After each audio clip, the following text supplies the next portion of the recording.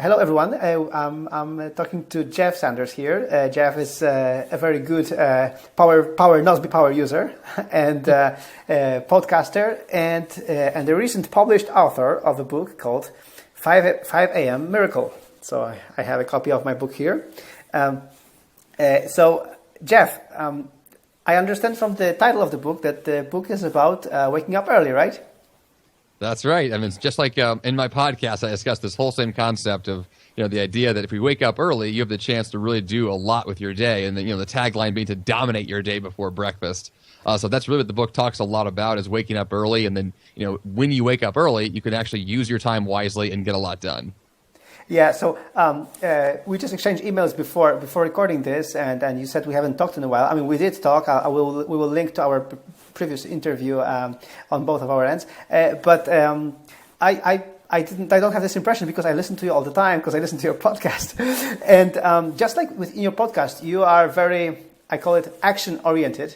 And also in your book, you talk. I mean, after each chapter, there is really an action plan for everything. So why did you choose this kind of structure for your book?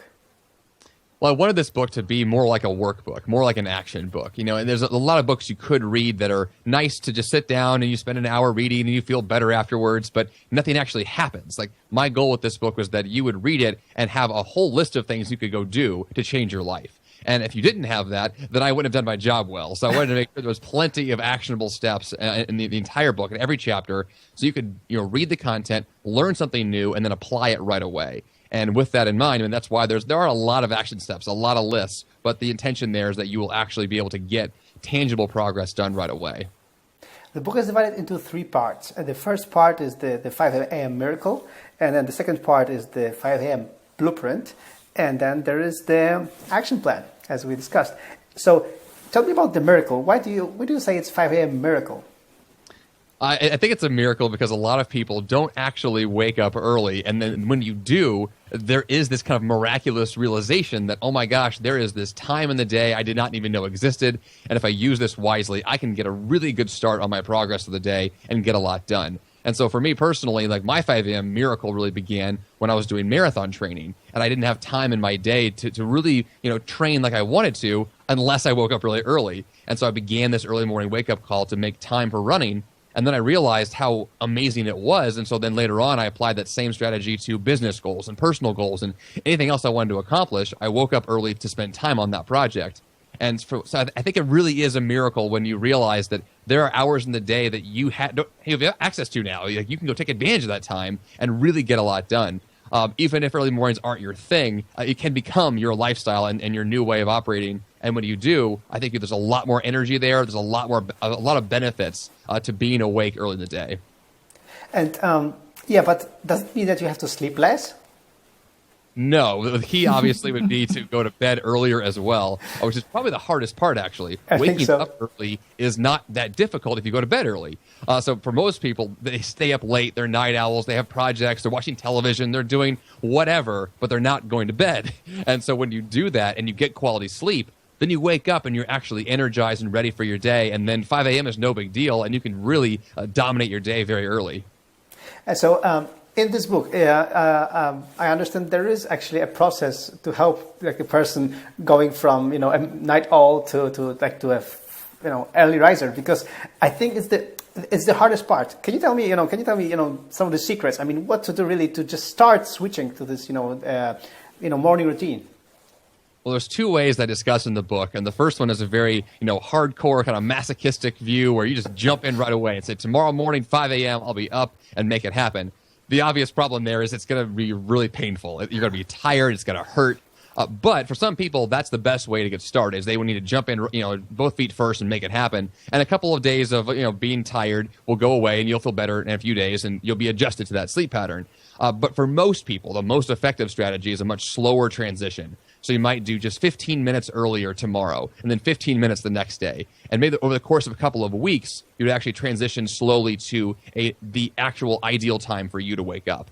I think that for most people, it will stick long term if you do it slowly. I've seen that with most of the listeners of the podcast. They tend to say that when they do it slowly, it works so much better.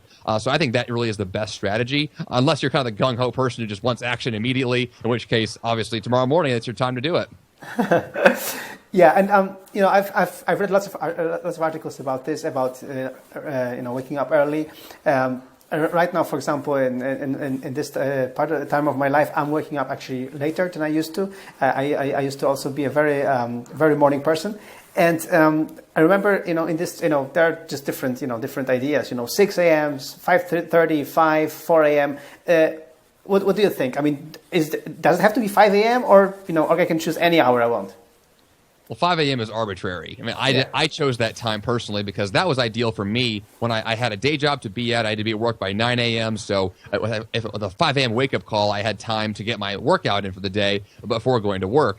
But for most people, 5 a.m. is just a random time. So you want to choose the time that's ideal for your schedule. You ask yourself, well, when do I have to be at work? And you backwards plan that morning routine to say, well, what do I get done before I go to work? Do I want to have time for exercise or time for meditation or time for reading or whatever it is you want to plan in your morning hours? You backwards plan that and then figure out, well, what's the ideal time to wake up so that I have time to do these key habits that I want to have time for before the workday begins. And so that's really the best way to decide your actual ideal wake-up call, which could be 5, it could be earlier, it could be later. It really is depending on what is ideal for you.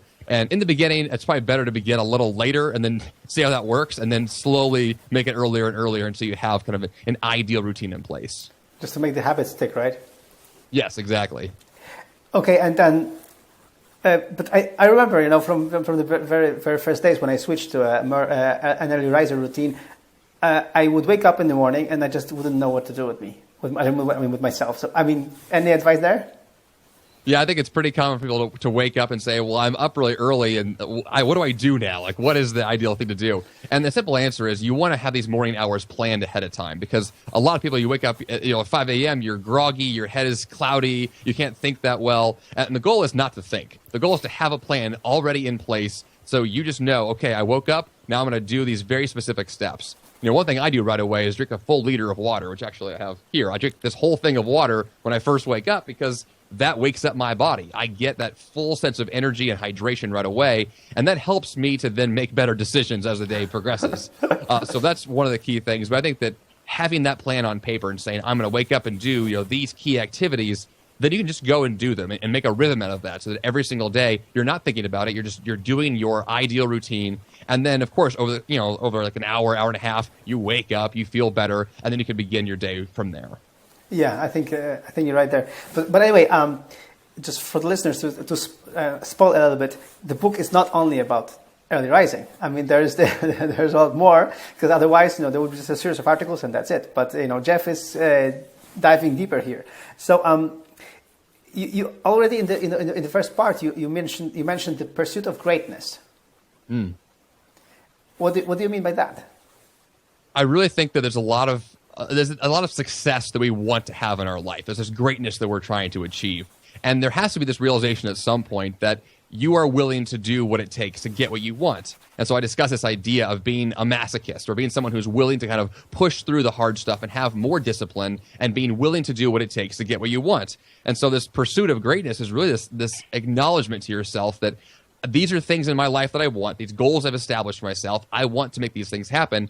And so I'm willing to experiment. I'm willing to fail. I'm willing to try things. I'm willing to kind of push through the hard stuff to get to where I want to be. And of course, over time, you slowly progress to do more harder things over time.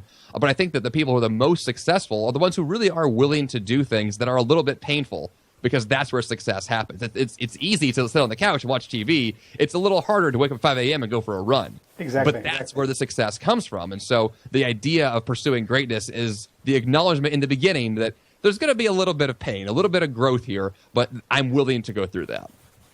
Yeah, I think so. I mean, this is the thing, stepping out of your comfort zone, pushing through the difficulties. I mean, this is why some people are successful and some aren't, because the ones who are successful, they push through, even if they, seem like they think they will fail, but they will try again. Like there was one of the songs was "Dust yourself off and try again," right? So, exactly. and then later in the book, you also say that we should forget the annual goal setting. Yeah, I think that 12-month goals or annual goals are way too long term. It's way too big. For most people, I mean, right now it's November. For most people, if they set a goal back in January, Right. the odds that they're still working on that same goal is almost impossible. It's not happening. Because most of the time, you set a goal in January, and by February, you've already forgotten about it or stopped working on it. You give up on it. So the way that I talk about in the book is that you set quarterly goals or 90-day or 12 weeks, this idea, or 3 months. So lots of ways to discuss it. But what you're doing is you're setting very short-term goals to say, here's the one or two things I'm trying to get done right now. My whole life is going to revolve around that. And I'm going to set very short-term, milestones along the way. So you might have a quarterly goal of running a marathon, and then a monthly goal of saying, well, I'm going to run, 10 miles by the end of the month, and then a weekly goal of saying, by the end of this week, I'll have run 2 miles. And you backtrack this to your daily objectives. And so having an annual goal, honestly, is just way too big and way too far away. You want goals that are a lot more achievable and much more short term, so you get those quick wins, which then snowballs into you wanting to do more and more, which is the way that, honestly, it's how we operate. We want those quick wins, and so that's really the ideal. Yeah, I mean, just like you said with Early Rising, I mean, the second idea of waking up, just a little bit short, a little bit earlier is the same thing. You start, and the thing, snowballs into, waking up at your ideal hour in the morning. Exactly. Yeah. So, and also in the book, what I really like is that you also give lots of emphasis on reviewing what you're doing. So on the weekly review, on daily review, weekly review. Can you elaborate more on that? Yeah, this is really an idea I stole from David Allen and Getting Things Done system. And the weekly review for me was so powerful when I began that process that I realized that the more of those that you have built in at the right milestones and the right time periods, the more you're able to truly understand what you've been doing and what you want to be doing. So you can have review periods, I do weekly, monthly, quarterly, and even just an annual review to look back at the last year. But the most tangible, time you're going to spend every week is that weekly review where you're saying, okay, last week, here's what I did well, here's what I did not do well, and now here's what I'm going to do next week to be even better.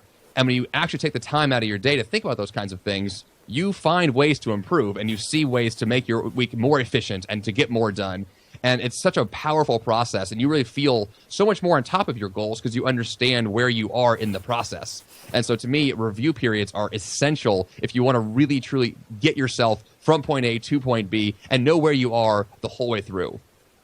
Yeah, I mean, I can't highlight this enough. I mean, it's hard to find this time for a weekly review because we are all busy, but that's fine. But we need to find this time because if we don't, we will just, right? I mean, if you just don't find the time, what happens when you don't find time for a weekly review? What happens? Honestly, I get overwhelmed. If I miss a review, I feel out of control because my schedule tends to fill up really fast with things that I've overcommitted to or I don't know what's going on next. There's times when I'm traveling that I miss the review period, or times when I just, I get too busy, and if I skip the review, I regret it immediately. And so I have to stop what I'm doing and review, and then I can continue. Some weeks I even do multiple reviews just to make sure that if things get too crazy, that I'm still on top of what I'm doing. So I think that pausing to really analyze where you are is absolutely critical to really getting a lot done. Yeah, totally. I mean, this is, I think, David Allen nailed, his idea there. And tell me about your daily review. When do you do your daily review? I mean, do you in the morning, just when you wake up, or in the late evening when you review the next day? I mean, how do you do that? Actually, both. In the morning, I will wake up and look at my task list for the day. I'll look in Nozbe, actually, and to discover what are the tasks I've assigned to myself for that day. And then at the end of the day, it's the exact same process. I'll look ahead to the next day and ask myself, well, what's on the schedule for tomorrow? And the more often I'm looking at that schedule, the more often I can see kind of ways to improve it. And I'll reorder tasks, and I'll cut things and add things, and I optimize it. Okay, because life is changing so often. It's very fluid. You have to be on top of what's going on all the time. So at the very least, I'm looking at my schedule to review it at least twice a day. Honestly, though, I work in Nozbe all day, every day, all the time. So it's hard to say it's just twice. It really is a constant process. But it's really important to at least have a few times a day where you say, I'm going to look ahead of the day, and then I'm going to look ahead tomorrow before it begins. Yeah, I think I want to highlight this again. I mean, for me, a big change to having a good morning, even if it wasn't, 5 a.m. in the morning.